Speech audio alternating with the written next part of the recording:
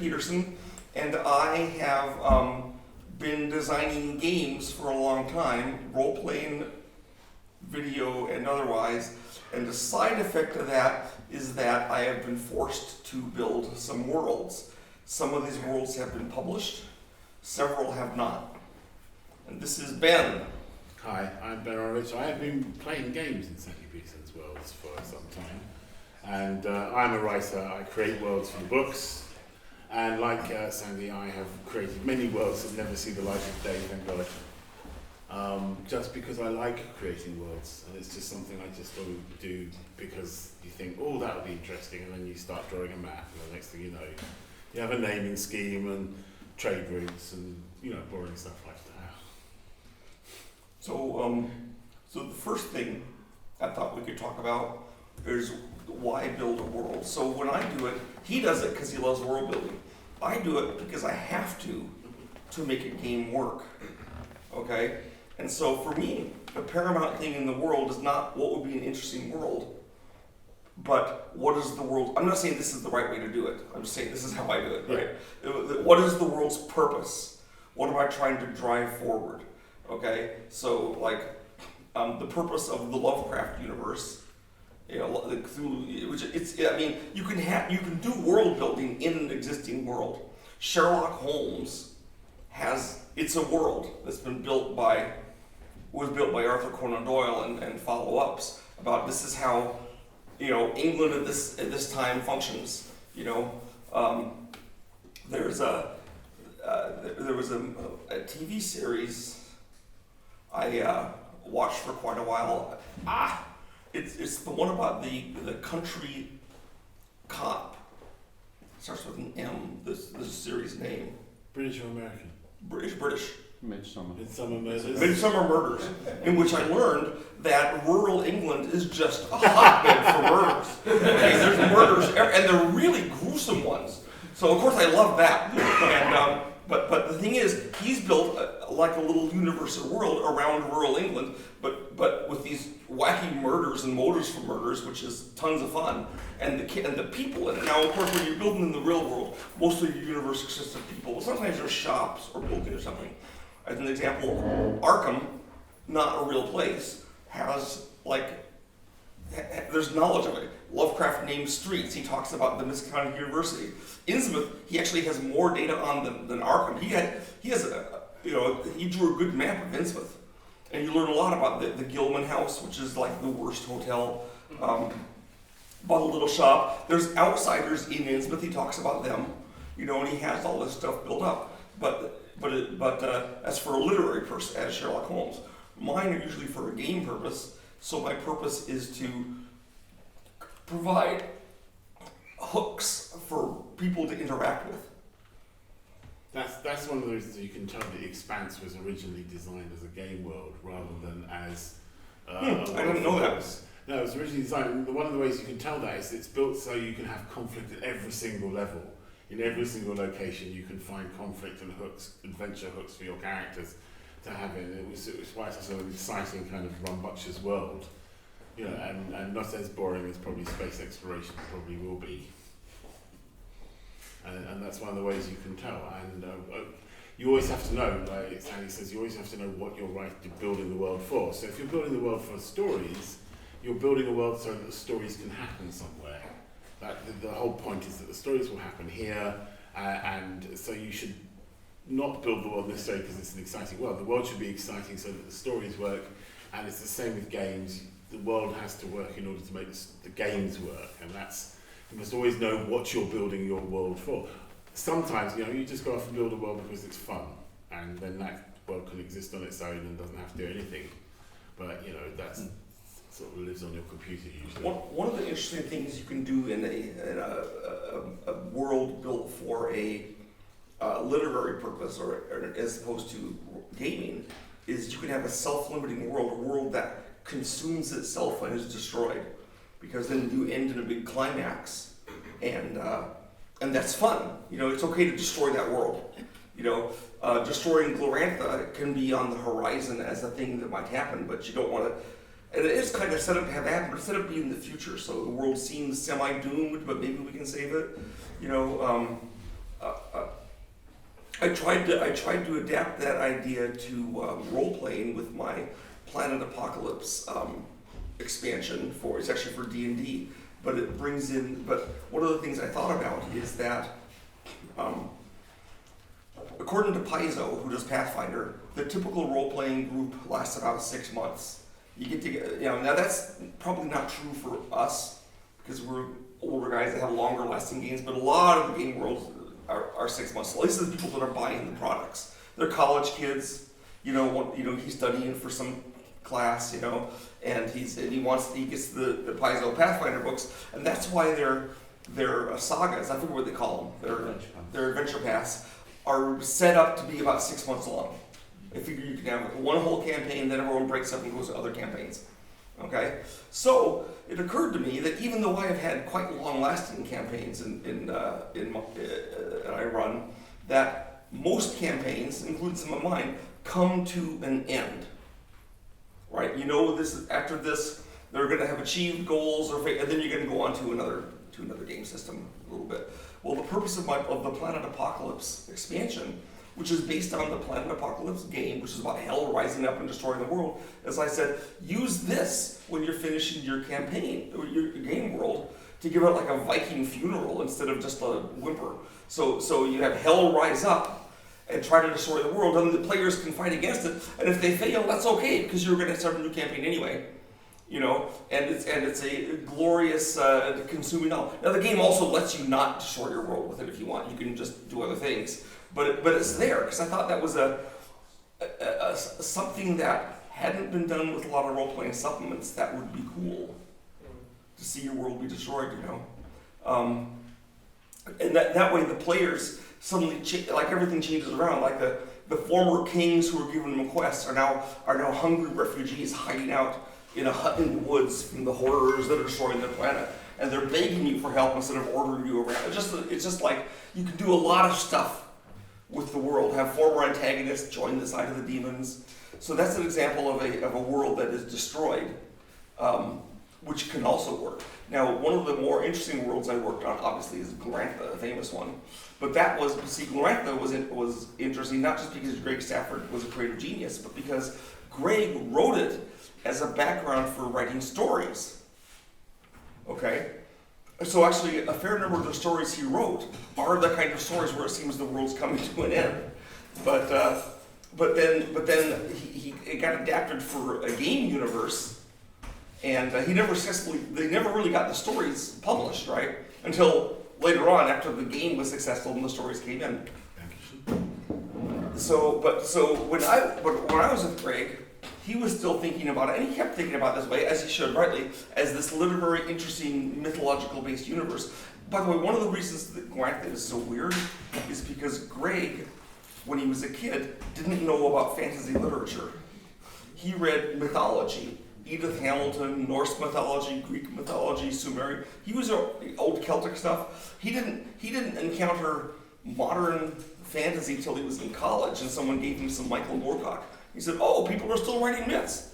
So that's why like most fantasy worlds feel like a sword and sorcery book, But Glorantha feels mythic, and the relation to the humans to the gods is not the same as in other fantasy role-playing games. And it's because of this mythic background. But I come in, and it's starting to be used in role-playing games and board games. And of course, my whole goal is to have interesting things for players to do.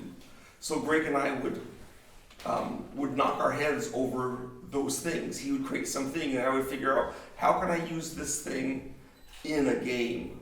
Because I was always on the purpose, and he was always, let's make an interesting world. I would usually reach an interesting, not a compromise, but like we'd find the synthesis of what our two things we're doing that would achieve both of our goals, so we're both happy. So that was that. Some of the purposes of the world I think that you need to look for is, regardless of what it's for, is you want some part of the world to be able to, you want to be able to evoke certain emotions. You want to be able to evoke, in fantasy world, usually you want to evoke some kind of wonder, Of course, a lot of my worlds also want to evoke horror, but you can have horror in any universe. Sherlock Holmes has horror, you know. And you also want to be able to evoke amusement, you know. So, for example, The Dying Earth, created by Jack Vance, does all those things. There's wonder, Yes. horror, amusement, and other things. Often You have all those place. things going on. You know, Glorantha lends itself to doing those things. Sherlock Holmes, not so much wonder, except maybe you marvel at how brainy Holmes is or how stupid Lestrade is. But that's not his function anyway. He's trying to write and catch mystery things. I think you're supposed to, I mean, to a certain extent, you're supposed to be amazed by Holmes. I think, anyway, you're supposed to be amazed by Holmes. I think that was part of the. And this is before he went all spiritualism, Holmes is, and so therefore I think you were supposed to be amazed by his rationality, which was not a thing in the 1870s. So I think Holmes is. I think a lot of that was kind of saying, look, you can think your way through the world. The world is in a place that you can understand. And then he goes and creates puzzles for Holmes to solve. And I think that was part of the appeal, was the idea that you could have an understandable world, that you could look at a person and go, you're a miner from North Wales who had an accident in 1922 or something. and the idea that you could analyse the world like that and get a grasp on it. And if you look at Holmes flaming around in his flash while he's going, data, I must have data. You know, he's trying to. That's the struggle that we all have. He's trying to make sense of the world, and of course the advantage of when you're a world builder is you know how the world works, and so that you can tailor it to so that Holmes can understand it. But also Holmes essentially uses Watson as a PC and sends him out on quests, and so there's that aspect. You know, one of the functions of the game world, obviously everyone talks about there should be rules and you understand, and so the function of the rules, in my opinion, is so that players, in my case players, right, that's what I gave my worlds for, can make predictions, or readers can make predictions based on the world. You'll say, oh, if X happens, then this is the likely result, you know, so in Glorantha, you know, if you meet people from a certain cultural background, you know, Orlanthe barbarians, there's expectations you have about how they'll behave. Okay? Now, and like I said, those predictions are a useful thing. Doesn't mean you can't have mystery things they can't predict. Obviously, you should have those. But you have all the stuff. For example, one of the worlds I never published was for a game that was actually called BAM, and it was an action adventure game, and you were the only human. There's all these little biomechanical creatures around in this large space, and one of the creatures can attune to you and be bossed and becomes like your little friend. And as the game goes on, you go up through the levels, you find areas that are not outside that seem to be enclosed areas with machines, and you find new biomechanical things that attune to you, and eventually you figure out that you're actually aboard a huge sleeper spaceship. Okay, and that one of the bions, which are the kind of things that control the ship, like the captain bion, decided they didn't want, because they knew when they land on Alpha Centauri, all the mechanical things will be either dismantled or used to do other jobs like farming. He doesn't want that to happen. He wants to stay on the ship forever. So he's put all the humans into cold sleep so they can't wake up and taking control. So you somehow woke up as a kid and have been raised. And so the other bions want to do their missions, so that's why they're attuning to you, because you're the only human. And eventually you work up and find out, this is also a world that self-limits, because it's, you know, the game ends after a point, and eventually there's a climactic boss battle with the evil bion. And of course there's other creatures in the world, but most of the other creatures are animals that have been on the ship for millions of years and have evolved into intelligent or semi-intelligent things. You know, so there's intelligent sheep, and there's intelligent gophers, and and all these other creatures that you interact with. It's all funny animal creatures, but it actually is a scientific funny animal basis in a sense. And so you finally end up, of course, succeeding, waking up your parents from the cold sleep. But all this stuff isn't visible at the start. But as you go through it, all the things that make no sense. Why are there talking animals? Where are the other people? Where did I come from if I'm the only human? Why are all these races of creatures hostile to me? Of course, they're hostile to you because they don't want the humans to take over the ship. They don't want to go back to being sheep, you know. So as you go through it, it makes sense, and eventually you start being able to make predictions. I predict there are other levels of this where I can get closer to the captain system. I think, I mean, I go from Sherlock Holmes, is nothing is inexplicable, only unexplained.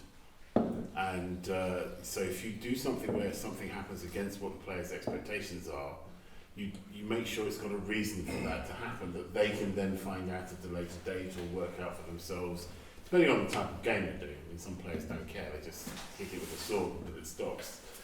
But, you know, that is the thing. If you have a set of rules, then you know how you can manipulate them in order to get an effect that you want, that will surprise people, that will create.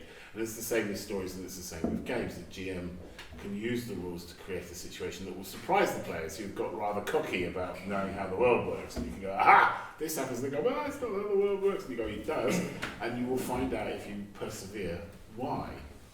And that's part of the, or for some players, they will go, it must be a reason for this, if they trust you as a GM.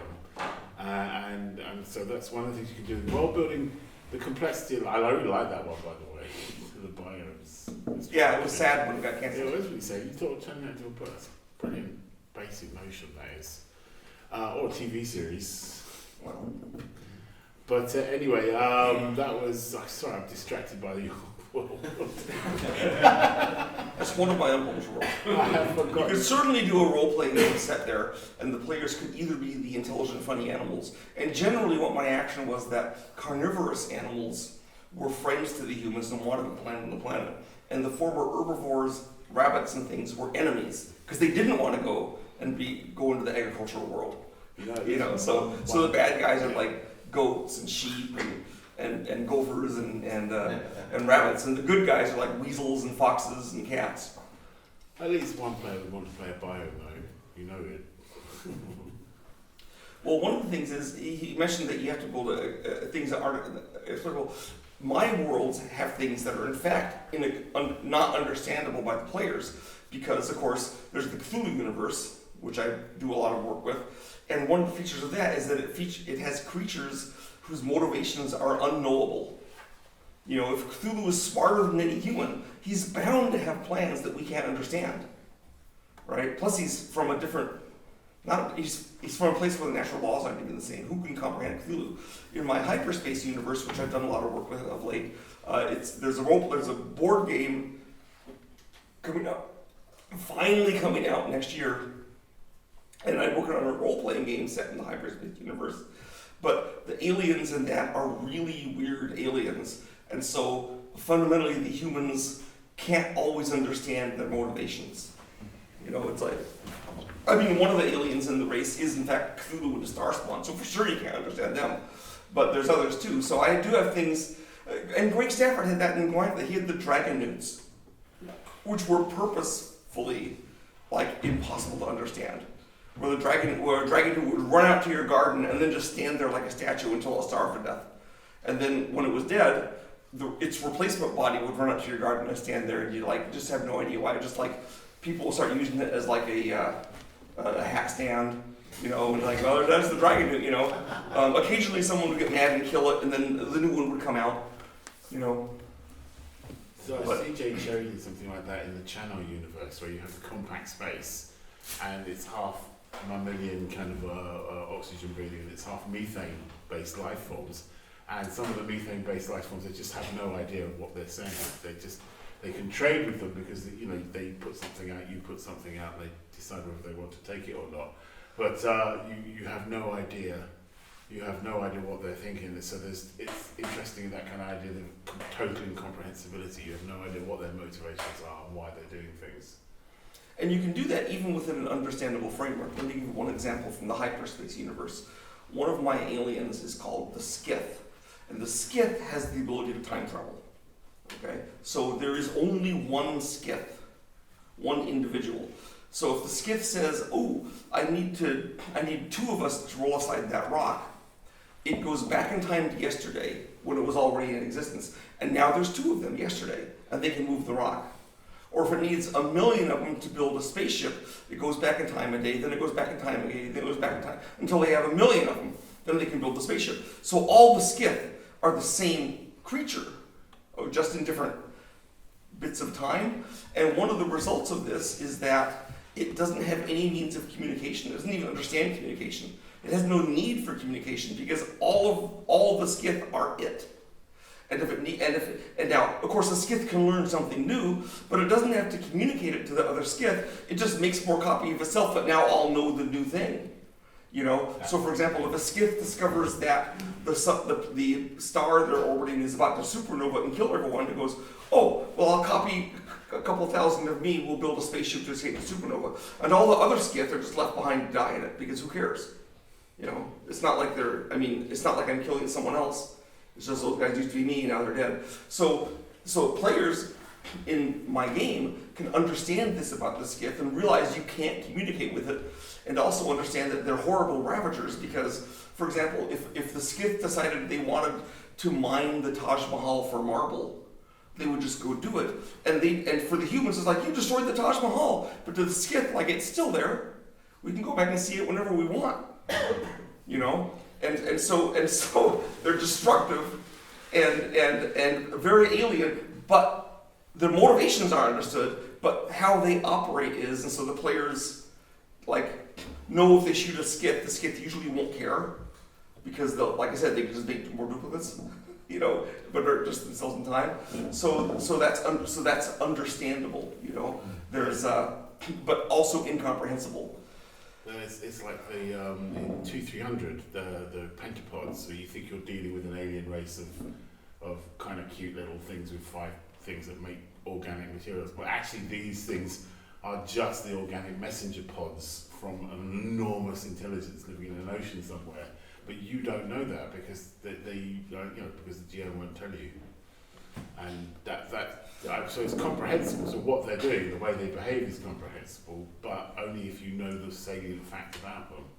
But if you have a big secret like that, like the giant intelligence the players don't know about, then it's really only worthwhile if they, at some point, find out about it, so they know.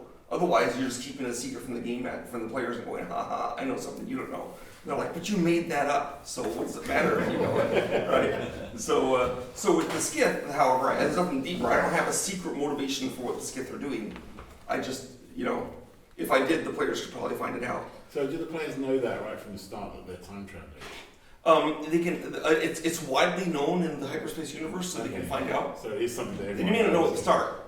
But one of the functions of the hyperspace universe is that it takes place after Earth has been conquered in the Cthulhu Wars, several thousand years from now, like a couple thousand, well, maybe hundreds of years from now. And so humans, basically the last ships leaving Earth before Cthulhu took over, got a couple million of us out. So humanity, there's only a few million humans. We're rare, it's unusual to see a human, and most of the planets we colonize are like empty, barren rocks without atmosphere, without water. We have little domes, and we're always looking to find a new place, a good place to colonize, and always looking for a place in the universe. And so one of the side effects of that is in hyperspace generally, the humans have reacted nobly to their condition instead of villainously. So usually humans want to cooperate. If you go to a space station and there's humans, they'll kind of be your buddies because it's us against the universe. Every other race outnumbers us. One of the results is that I have an alien race called the Collectors with a very understandable goal, which is they want to collect everything. I have samples of it. So humans command a really high price because they're rare and hard to find.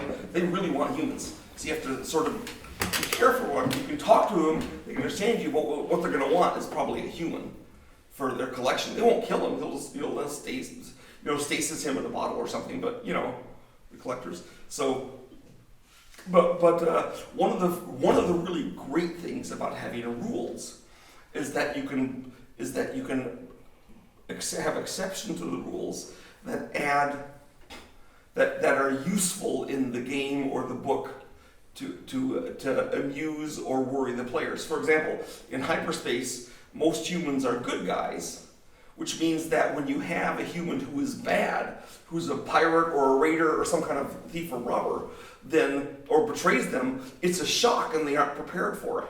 Whereas in a lot of universes, when you see another humans, you're always like, well, these guys could be bad guys.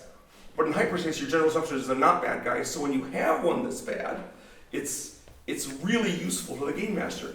As another example, has anyone here read Rex Stout's or Nero Wolfe stories or know anything about them? Okay, Nero Wolfe, these are probably the best detective stories I've ever read. Nero Wolfe stories, yes. They're so good. And one of the reasons they're really good is because you have this giant, fat, obnoxious guy who stays in his mansion, never wants to leave it, takes care of orchids twice a day, and but his agent, Archie Goodwin, he's not like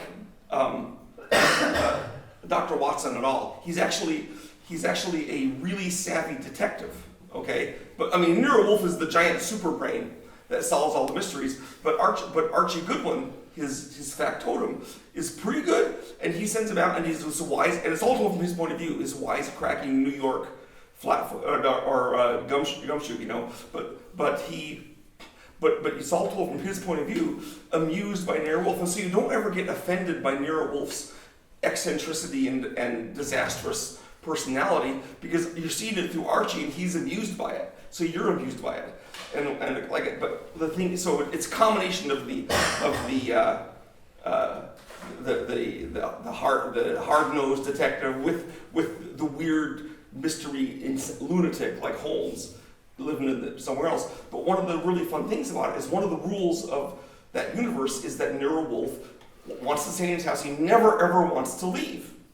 But almost every story he leaves. And it's always portrayed in the story as this big deal that he has to leave his house. And the fact that he's always doing it isn't, you know, you have to read several stories and say, wait a second, he leaves his house all the time for these dumb trips. But he always complains. So the rule, even though it's mostly violated, is still there in the background. And there's reference to it, like when he wants to do his have his post-mortem where you know how in every detective book the guy sits down and makes all the suspects come that finally reveals who the killer is. Well, Nero Wolfe does that too, but he always wants to do that in his office. So finally he comes back and now he's happy because it's in his office. So that rule of that universe is violated, but still the existence of the rule makes it more amusing. Sometimes Archie Goodwin tricks him into leaving the house, and he gets really mad, you know. And then there's other rules like that, and Glorantha has certain rules that chaos is bad, but then he brings in the Lunar Empire who think chaos is good. Then he has examples of chaos being good, and those violations add a lot of fun. As an example, in one of the very early books of that Glorantha published, which was Cults of Prax. So at the time, when that was being done, generally chaos was recognized by everyone as this awful thing. It usually is today too in Glorantha. But he puts a note in the Shalana Arroy cult, which is the healers, that's all good, pacifists, they like everything, that the wild healer of the Rockwoods is a brew, which are these nasty creatures that everyone hates. So you're like, wait a second, how does this work within the Glorantha universe that the wild healer is a brew? Because they're like the least healer-oriented races you can think of. For one thing, they can't catch diseases, so healers aren't that useful to them, right? In fact, they carry disease. But that exception made the world added. When I read that in my 20s, when I first was starting to play RuneQuest, you know, I look at that and I'm like, suddenly there's another layer added to Glorantha that I did not comprehend. That you could have something like this. So depth is important. Well, no, but it's an exception to the rule. That's the point. Yeah, but that's what creates the depth. It violates. But it's a rule that makes sense. Okay. I talked long enough. Yeah.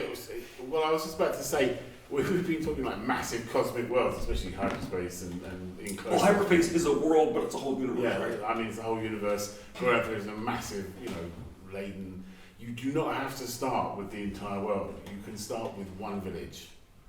Okay, you can start with one village. If you can start with one region, you can say like over there's a vaguely Roman bunch over there. You can start. You do not have to fill in the details of the other people until you need to. So there's no requirement for you to sit down and create a continent and then create all the trade routes, because you could just say. This is a town, it sits on the crossroads, there's like stuff coming in from the north and south, east and west, it's on an estuary, so ships come in. You can make that your adventure base, and then you can start exploring out from there.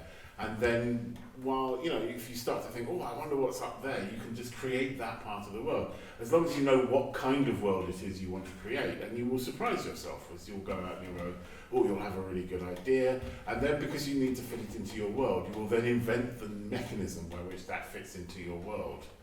And it's fun to do that. It's fun to do that. I have a couple of worlds which are basically just like random map generated things that I start with a village and work my way out in a spiral, just because I thought it would be an interesting exercise to see what came out. And so you do not have to do it all in one go. You can accrete these worlds over a period of time, like worlds really accrete. So you're doing space games. That's doubly so for space games. And one of the things I love about Traveller is you can reduce every single word down to 8 digits, right? And you look at the one, and you can go such and such a person from this, and you have like their alphanumeric digit code for their planet. And then when you get there, you have to actually come up with an interesting world based on those digits. But you have a starting place, and you know where all the worlds are. And you can do things like macro trade analysis and all that kind of stuff if that's your thing. But you could still just suddenly create a completely distinct world when you need it, or even just a distinct part of that world based on that single alphanumeric that you have when you have on the star map. And I thought that was one of the geniuses of Traveller in that respect, is that it kind of like it got as granular as you needed to. You just focused down and down and down and down, and then you had that kind of granularity when you wanted it. And so there is always a tendency to try and create everything all at once, and you just go mad doing that. Trust me, I've tried, and I went mad. So I played Traveller like 2 shots back in 1975, and then quite recently, Seth Skorkowski, who is a good YouTube channel to follow if you want to keep Call of Cthulhu or Traveller games. He's a great game master, and he's become a friend of mine. And so he comes to my house about once a month, and we have dinner, we watch a scary movie, we talk about various gaming things. He and his wife come over. So he invited me to join his campaign. He started a new Traveller campaign. So I went over, and I've only been in it once. They're playing it again. They played it again yesterday, but since I was going to be out of town, I said, I'll be aboard the spaceship fixing it up. You know, you just do your thing. So I'm coming into the game, and I did some world building because I said, okay, my guy, I don't know anything about the Traveller universe, and frankly, I don't want to be bothered to learn about it. Okay, so my guy is going to be from a backwoods planet with only a few million of us. So that was some old colony. So I don't know much about the regular universe. So it makes sense that I'm ignorant. Okay. So then they said, well, technology's kind of backwards on that planet. And then he said, so what about your family? And I said, my folks were eaten by crabs, just out of the blue. And suddenly that planet has crabs. You know, man-eating crabs. So that was like something we know about the world, which was interesting. He said, how do you fight them? I said, well, I think we use black powder weapons, and I mean, we have some technology, not enough to make blasters, but we can make black powder. But we know to not just make primitive ones. We can do them repeating and stuff, and and swords, because a bullet isn't really that good a weapon against a crab. And so we and then we haven't gone back to that planet.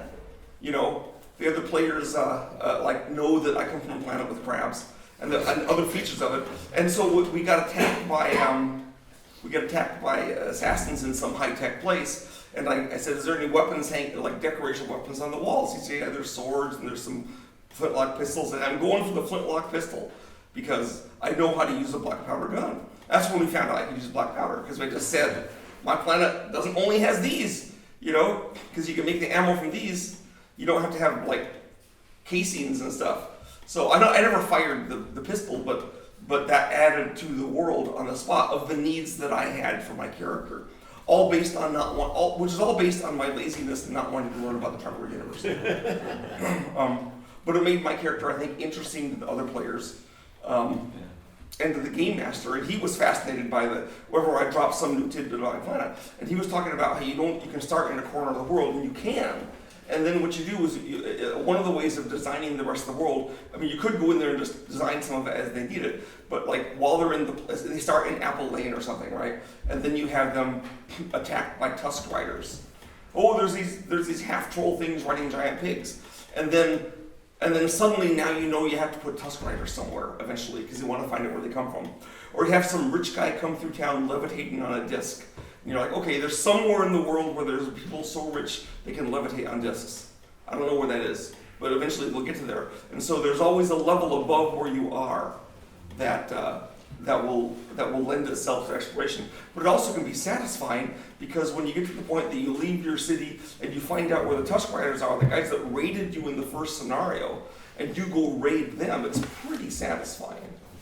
You know, to get your own back at those guys. You could even have because that's where persistent villains come in. You can even have game systems that kind of reflect that kind of ad hoc world building. I always thought we actually use a variation of this in Rivers of London RPG, but I always thought it'd be a really good game for if you're doing a Doctor Who role-playing game. And the big problem with Doctor Who role-playing games is that you have one person who's incredibly old and advanced and knows everything, and you have a bunch of people who are just ordinary people. Yes, and if you're not one of the people with the Doctor, then you have to stay on one stupid planet that was designed for a joke. Yes. And you can't do anything, right? So you can't really be in that universe unless you're with the Doctor. Yeah, so you have to be with a Time Lord, basically. And I thought, well, you can either ask one player to sit down and write out 7 lives worth of skills that they've acquired, or you could just say that they have a set of skill points, and then when they run into a situation, they can go, aha, I know Venusian Aikido, and then they just allocate those skill points as necessary, and that's how you build up the character. So now you know he does Venusian Aikido, and then when he runs out of points, that's the full character. Well, I loved Doctor Who for many years. I kind of gave up halfway through Peter Capaldi, but I love the fact that they made a role-playing game based on the Doctor. But I have to say that I thought it was one of the worst possible universes to play in. Star Trek is much better.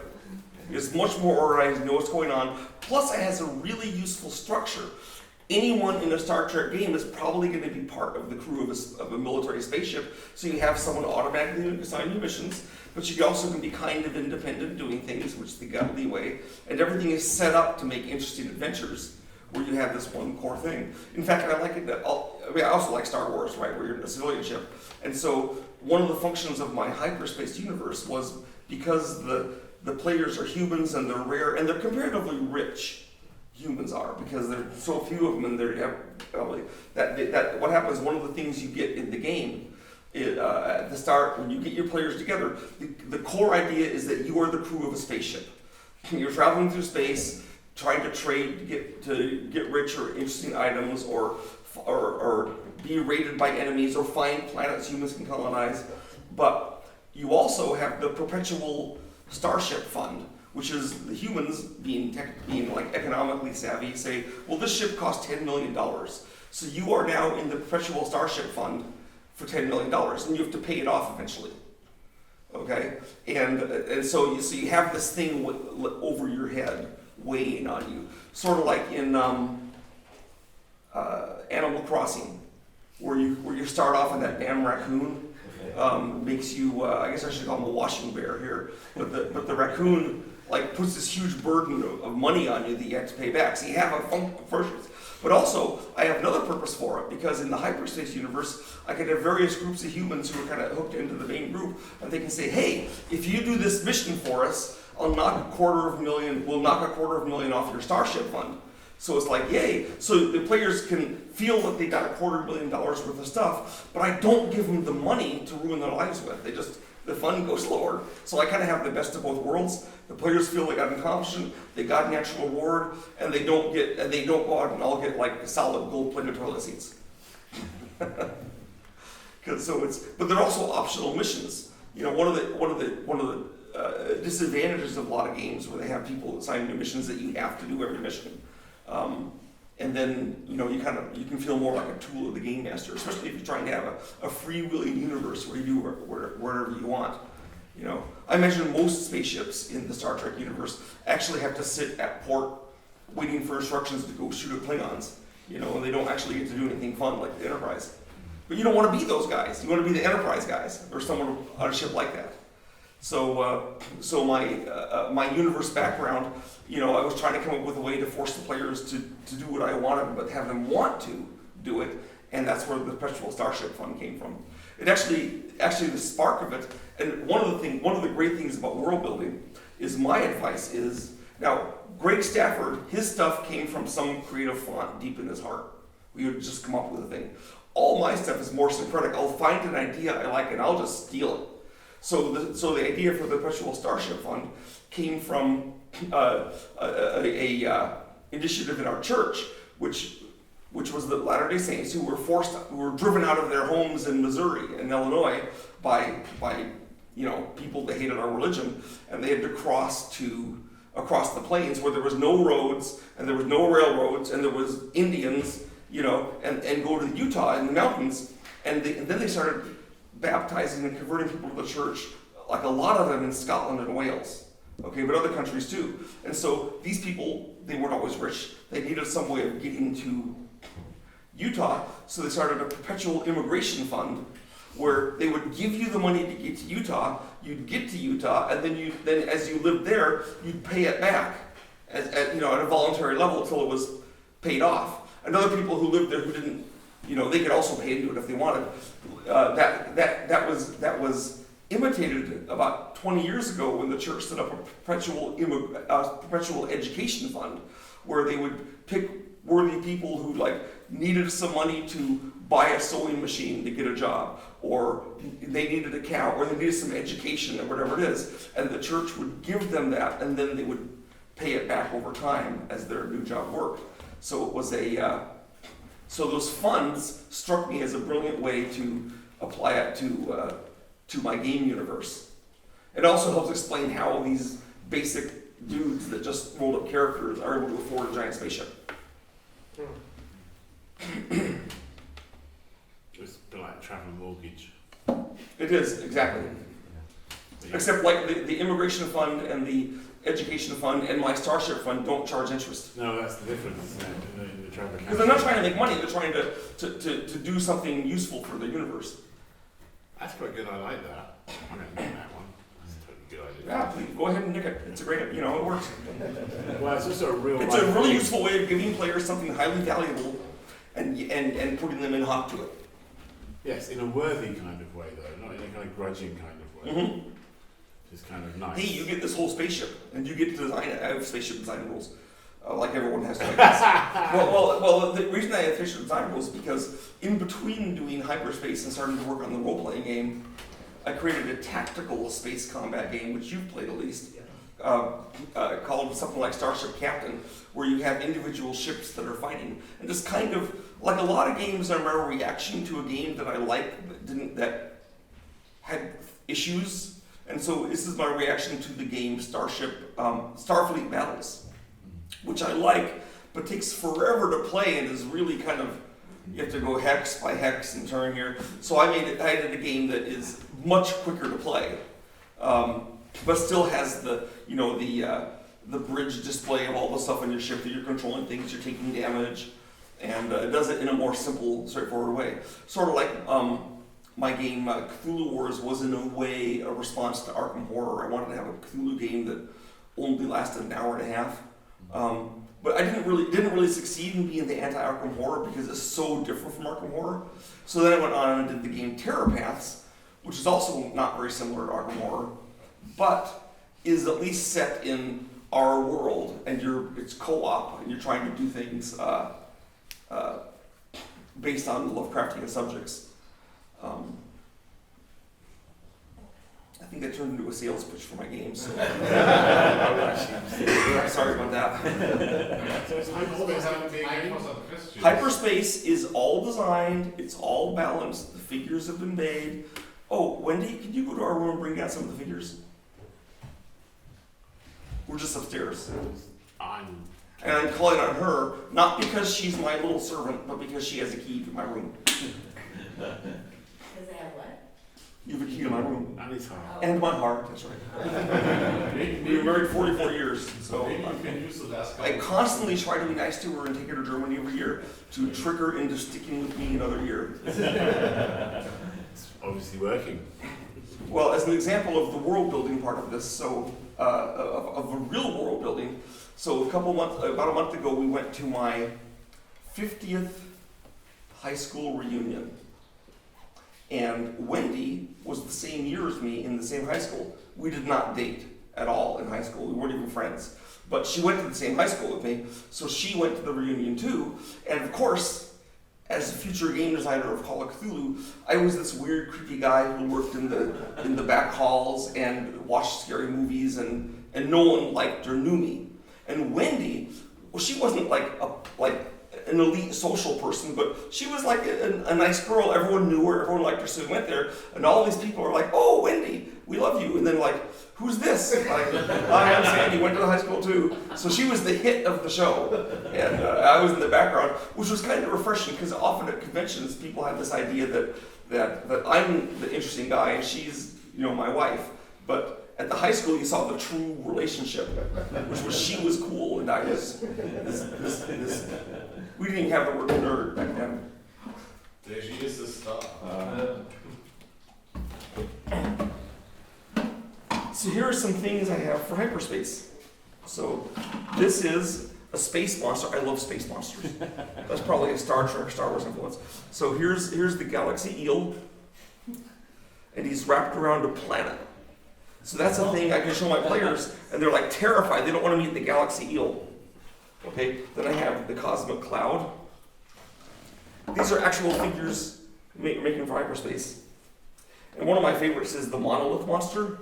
And of course, I brought one starship, sort of.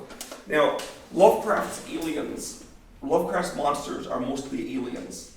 So, I put some of them in hyperspace, which is a space game.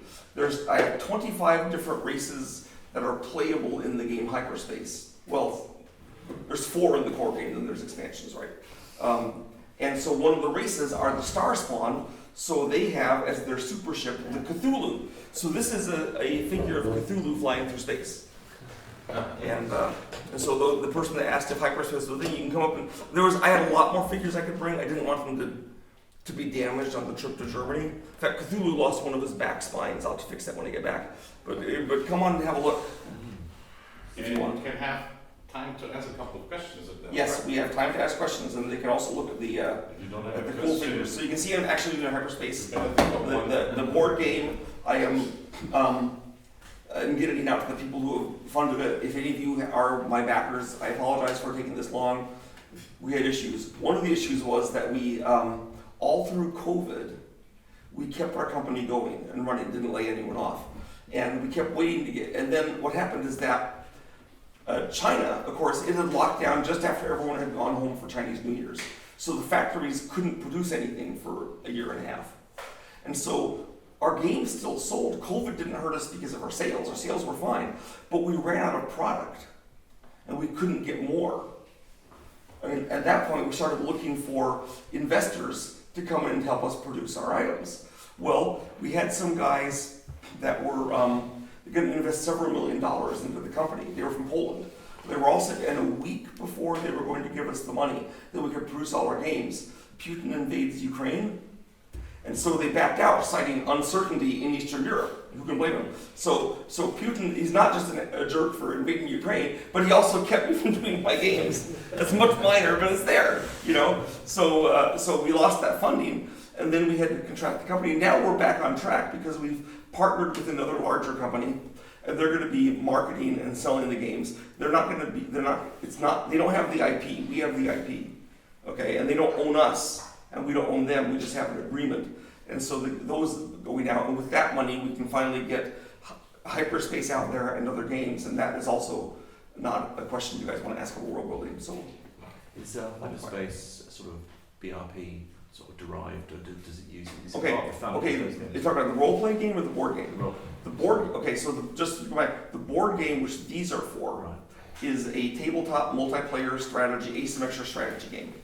Okay, everyone has their own wacky abilities. and fighting each other. It does not feel like Cthulhu Wars or Gods of Gwyntha. It's its own thing. I mean, except in the sense that there's dudes on a map, right? Okay, the hyperspace role-playing game is not based on. There's a percentile system. So that in that regard it is. You have percentiles that you roll to accomplish your skills, but the advancement system for your characters. Has anyone played Planet Apocalypse? Yes. No. Yes. That's the advancement system for it. It uses that system, that kind of skill tree thing that gives you new abilities, and then when you finish filling in a display of your current career, you take on a new one, so you keep going through them. So it's a different approach. You're actually just sort of an experience points equivalent, but it's very simple. Like two or three experience points give you a new slab. So you don't get typically you get like one or two in an adventure.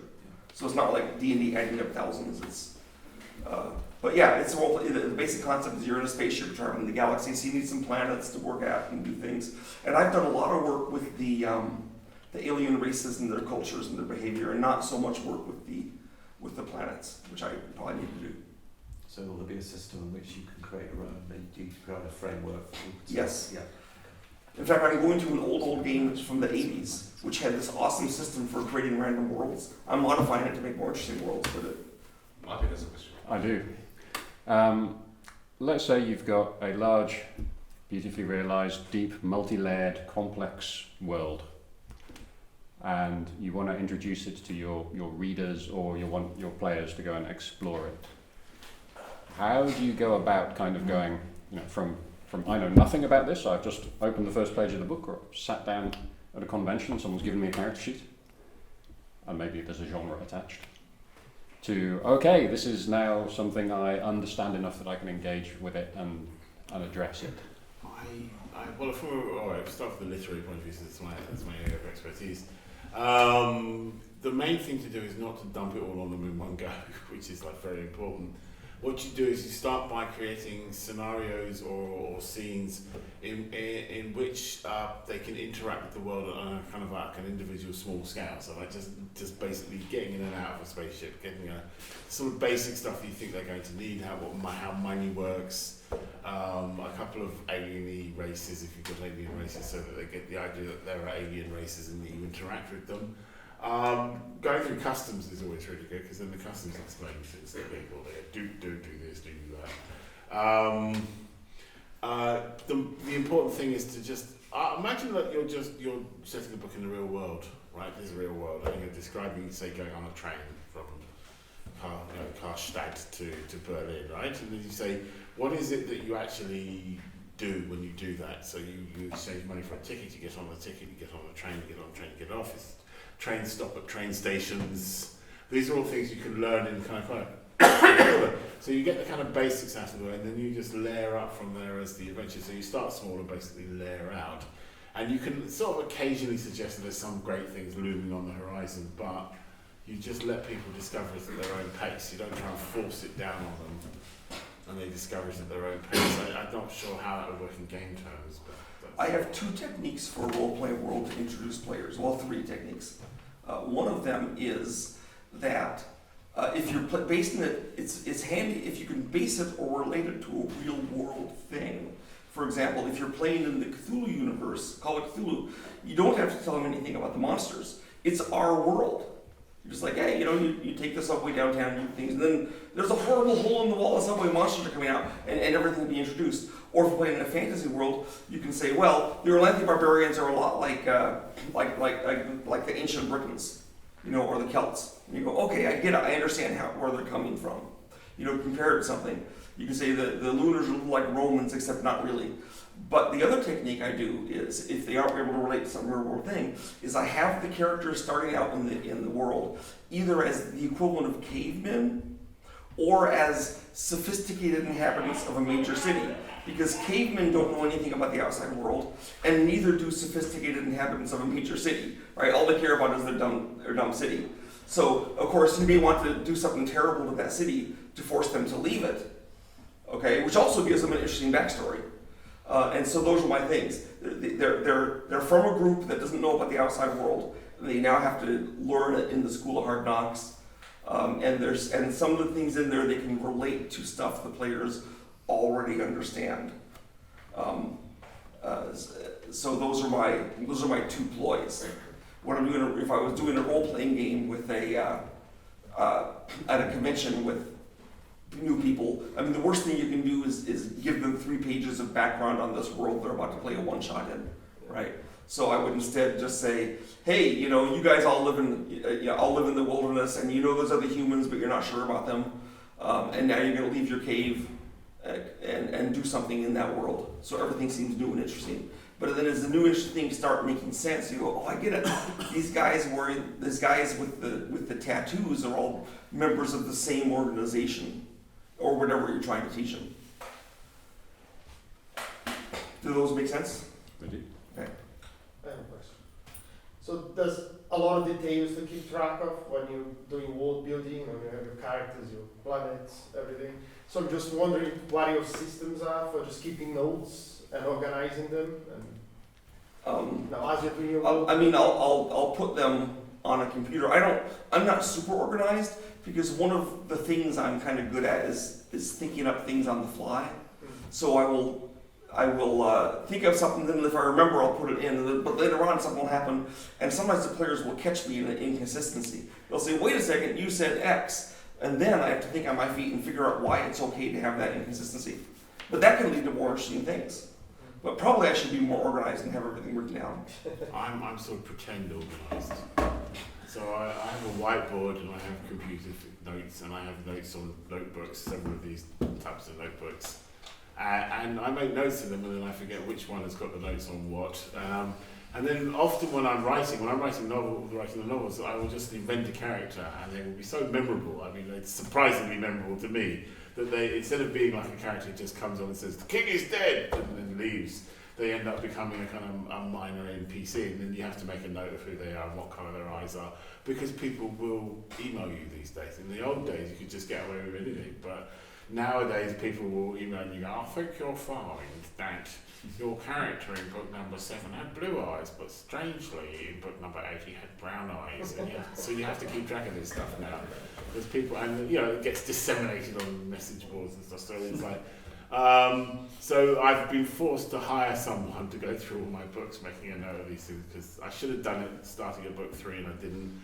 And it was so daunting at book 8. I hired someone to do it because I just couldn't face it. It's like, oh God, I can't go through all this book. Well, see, if I was playing a Call of Cthulhu campaign with people, which has happened, and I said someone had blue eyes, and later on I said they have brown eyes, and the players catch me on it, I'll just say, yeah, a month ago we had blue eyes, and let them worry about it. But also there's the feature of inconsistencies, which is that they can. Well, I mean, this even happens. These changes on the fly happen in even more profitable franchise than ours. For example, Jesse Pinkman in Breaking Bad was supposed to be killed at the end of the first season. But everyone liked the character so much, he became like a central guy for the whole rest of the thing. Another example is the character Mike in Breaking Bad, who's if you've seen Breaking Bad, he's this criminal that you really adore. And Mike was intended to be a one-shot. Basically, Mike existed because the guy that they needed to have a criminal come help clean up a corpse scene in the show, and they didn't have. That guy wasn't available. He was doing something else. So they got Mike to be, Gus sent me, and then he cleans it up. But then they liked Mike so much, he became a character, another key character in the show. And so that is like, we talk about characters taking their own life, that happened like in that TV show. It probably happens all kinds of times that we don't know about. Yeah. Now, in role-playing it's different, because you don't want to have an NPC who's so important and so funny and so clever that he takes over control of the scenario from the players.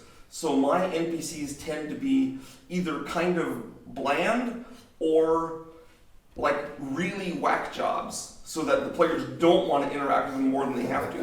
Like, for example, in the game I played last night, which you were in, there was this cop called Wolf, who was a bad guy whom they wounded, and then they were trying to interact with him, and he was such a colossal asshole that they finally didn't want to talk to him anymore, right? Our time is up. The next seminar is about to start, but thank you very much, Sandy, Ben. Thank you. Yeah. You